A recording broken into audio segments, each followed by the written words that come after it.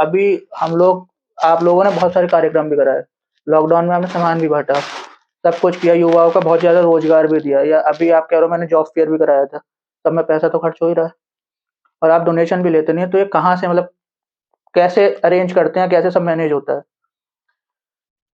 देखिए, संगठन जब धरातल पर उतर के काम करता है ना, तो जैसे ये किसी को अगर किसी भिखारी को अगर भीख देनी होती है ना, तो आज की दौर में ये आदमी देखता है, ये इसको मैं दे रहा हूँ, इसके शरीर में लगेगा कहीं ये जाके ड्रिंक ना कर रहे या कहीं कुछ गलत ना बिल्कुल, कर रहे। बिल्कुल सही बात है। तो उसी तरीके से ऑर्गेनाइजेशंस का भी वर्क ये होता है, लोग एनालिसिस करते हैं, देखते हैं कि ये जेन्युइन ऑर्गेनाइजेशन है या नहीं है।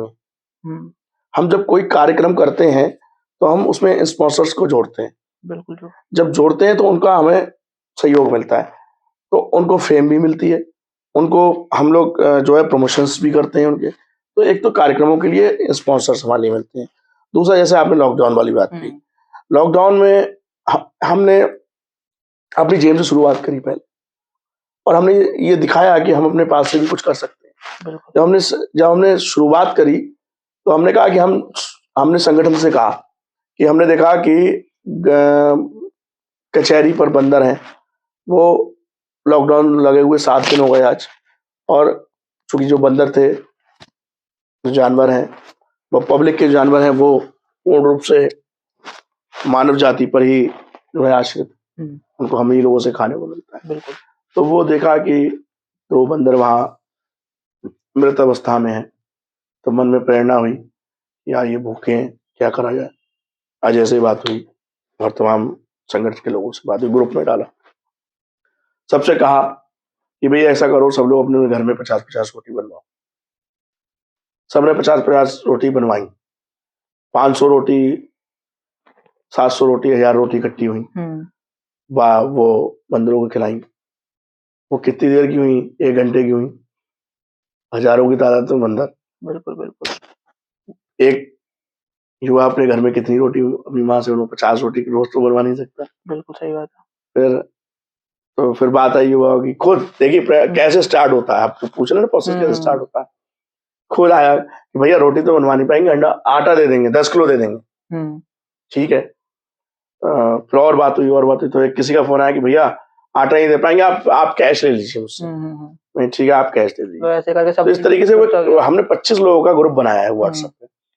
25 लोगों ने लगभग 1.5 कुंटल 2 कुंटल आटा इकट्ठा हुआ, कुछ लोगों को कैश आया। फिर मन में हमने बात की, हमने एक तंदूर वाले को हायर किया, हुँ, तंदूर बुलाया, तंदूर लगाया। आप अनुमान नहीं लगा सकते, उस ग्रुप को जोड़ते जोड़ते जोड़ते वो ग्रुप फुल हो गया। 1200-1500 लोग जुड़ गए उस ग्रुप के अंदर और डोनेशन ऐसा चला कि सुबह को जब वो तंदूर जब लगते थे 4, तो डेली 5 से 7 हजार रोटी बनती थी।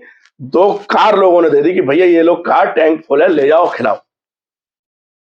और टीम पूरी लग गई। डीएम अनीता श्रीवास्तव जी थी, उनको मालूम हुआ, उन्होंने बुलाया, उन्होंने कहा ध्रुव जी आप ऐसे नहीं, आप नियम से काम करिए, आप अपना मास्क लगाइए और सब बच्चों को सैनिटाइज कराइए और टेस्ट कराइए, और एक मैं आपको पास दे रही हूँ बरेली मंडल में, आप कहीं भी गाड़ी ले जाइए अपनी, आपको कोई नहीं रोके। तो बेसिकली डीएम ने आपको पास दिया था और हाँ। युवाओं को भी पास मिला होगा तो जिससे आप लोग वो सोशलाइजेशन का जो पैसा है ना, वो पैसा नहीं।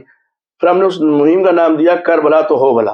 फिर हमने टारगेट दिया युवाओं को कि 1 रुपए रोज देना है। तो 1 रुपए रोज से, आप मेरा यूपीआई का भी चेक करें, 1 रुपए रोज से शाम को वो करीब 5000, 4000, 3000 ऐसे आते थे। वो निकालते थे, डालते थे, वो बना के पूरा मतलब अनवरत ये चलता रहा। फिर कोका कोला कंपनी वालों को मालूम पड़ी, तो कोका कोला कंपनी का फोन आया कि भैया हम कुछ डोनेशन करना चाहते हैं, हम यहाँ करिए।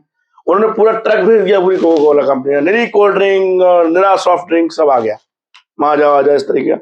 फिर किसी को ये मालूम पड़ी आटे वाली कंपनी को, उसने कहा वो राजस्थान से ट्रक आया कि भैया आपके लिए ट्रक भेजा है आटे का। मैंने किसने भेजा? देखा उसमें 10-10 किलो के पैकेट लगे हुए थे, लगभग लगभग कम से कम 5000 पैकेट थे। तो पूरा ट्रक हमने पूरा घर में स्टोर कर वो बटा। फिर किसी का डोनेशन आया कि भैया मेरे यहाँ 20 कुंटल दाल पड़ी हुई है, प्लीज आप वो डोनेट कर दीजिए। लोग डर रहे थे बाहर निकल के कि हमें कोविड ना हो जाए, हम मर ना जाए। और ईश्वर हमसे कह रहा था, कहते हैं ना कि ईश्वर को जब कुछ करना होता है तो वो खुद उतर के नहीं आता, हम जैसे लोगों का माध्यम बनाता है। तो उसको हमसे करवा रहा था, हम कर रहे थे। हमारा काम बस ऐसा ब्रिज का था, भगवान हमसे चाहता था और हम कर रहे थे, दैट्स ऑल। निष्पक्ष रूप से हमने किया, हर चीज का हिसाब हमने दिया, ग्रुप में हर चीज का डालते थे कि इतने रुपए की ये चीज आई, इतना डोनेशन आया, इतना ही है, पूरा सब कुछ ओपन था। खुद जीएस हीरो वालों का, श्यामलाल का, हरश्यामल लाल का, जिम्मी भैया का, ब्रूमिंगडैल, डीपीएस, तमाम पूरी जितनी बड़ी फार्म है, बड़ी ऑर्गेनाइजेशन है, हाँ, सब लोगों ने अपने आप स्वयं किया, अपने मन से, अपने आप, किसी से कोई डिमांड नहीं, किसी को कुछ नहीं। मैंने कहा भैया 20 कुंटल आता, 10 कुंटल आता, तो सुबह वहां आटा पहुंच जाता। मेरे साहब लेबर का, कोयले का, लकड़ी का, तंदूर का, गाड़ी में तेल का, सब कुछ अपने आप अरेंज हो रहा था, सब अपने आप चल रहा था। मुझे मालूम कैसे क्या हो रहा था, ईश्वर क्या कर रहा था, कैसे करवा रहा था, चल रहा था।